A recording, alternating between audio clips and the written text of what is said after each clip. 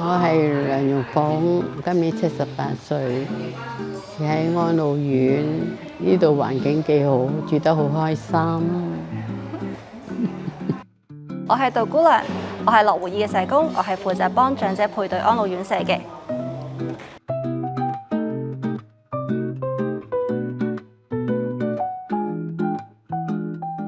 我哋今日咧就係去探一個70幾歲梁婆婆嘅，咁我哋行呢邊。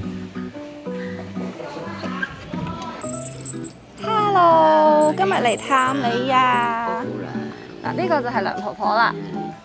我78歲，個11月咧，我租屋嘅，我包埋差餉租，地租差唔多成10000蚊咯，咁我自己食。我諗下，我而家行得走得精神 OK， 但係到時我突然間跌倒啊，跌倒都好打電話求救，但係暈咗咧就冇人知㗎啦。我就唔想到時咧求其拱我去一間，因為冇得選擇啊嘛。你而家咁就唔係我揀。入咗醫院之後啊，梗係邊度收你去邊度。但係如果我依度我揀咗咧，將來我好似佢哋咁，我發現都有人嚟服侍我，即係我自己揀嘅。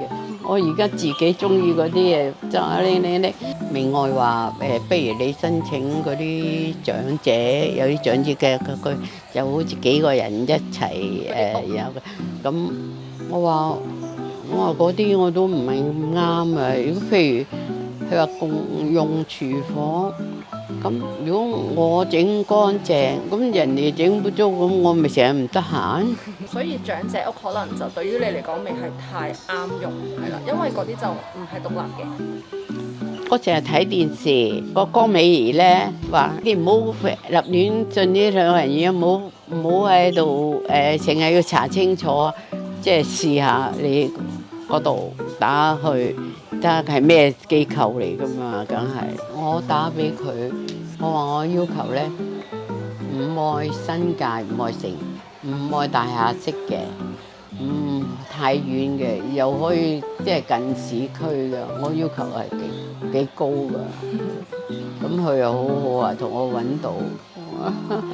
初接到婆婆個電話，咁就佢都會講咗好多嘅要求出嚟嘅，咁我都明嘅，因為始終佢係一個獨居嘅長者啦，咁對環境嘅要求係有嘅，咁我都好大概咁問一問佢經濟嘅狀況啦，有啲乜嘢嘅期望啦，同埋佢對於想搬去安老院舍嘅決心，因為好多人都會覺得，我都行動自如啦，我咁叻啦，我自己去睇醫生啦，其實我都冇乜真係需要入。我又冇特別話俾你聽，我喺老人院做過啊嘛，咁佢唔咩。所以老人院點樣運作，我都唔需要去特別好詳細咁解釋，因為佢都已經有一定嘅認知，佢做咗20幾年嘅安老院㗎啦。地區我都會問啦，因為佢原本係住西貢嘅，咁我會問如果呢一區你搭巴士嘅 O 唔 OK 啊？你行動能力大概係點樣㗎？因為就算你話自理嘅，都會有分我究竟係用緊拐杖啦，定抑或係我完全係行動自如嘅，就跑都得嘅咁樣。咁如果咁樣揾嘅地區上嘅限制就會相對細啲。咁但係我知道佢住西貢嘅話，應該空氣係比較清新啲啦，或者係個環境會寬敞啲嘅。咁所以我就帶咗佢嚟呢一間安老院舍啦。咁我記得當時咧，其實同婆婆溝通嘅時候咧，我心裏面已經有幾間安老院舍覺得好啱佢嘅。咁但係問題就係好嘅安老院舍唔係即時有位。咁呢度都好多老人院咯。係啊，但係未必間間都啱你。咁我就當時等到其中一間有位啦，有個宿位，咁我覺得都可以同婆婆過嚟參觀。咁佢帶我行嚟呢間，我睇呢間我就要呢間咯。嗱，呢間有太陽，一陣間就過。佢因為對面有屋啊嘛，唔會話直頭去曬造成。同埋佢呢度通風好啊，嗱佢呢啲全部冷氣嘅，呢個風扇，同埋佢呢度咧，即係好乾淨好成，照顧啲老人都好，日日都沖涼嘅。其他老人院唔係咁噶。雖然唔係話好長時間，其實我都嚟探過婆婆好多次嘅，有時順便離開呢間院舍都會揾佢傾偈啦。因為我都想知道呢間院舍嘅服務好唔好，或者佢住成點。我最緊要就係佢中唔中意呢間老人院，俾翻個 feedback 我哋之餘，我想佢喺呢度住得開心。多謝佢咯，多得佢唔少咯。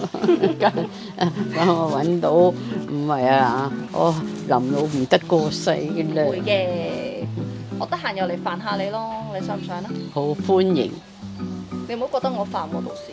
唔會有靚女嚟探我。我最想就係你住到開開心心。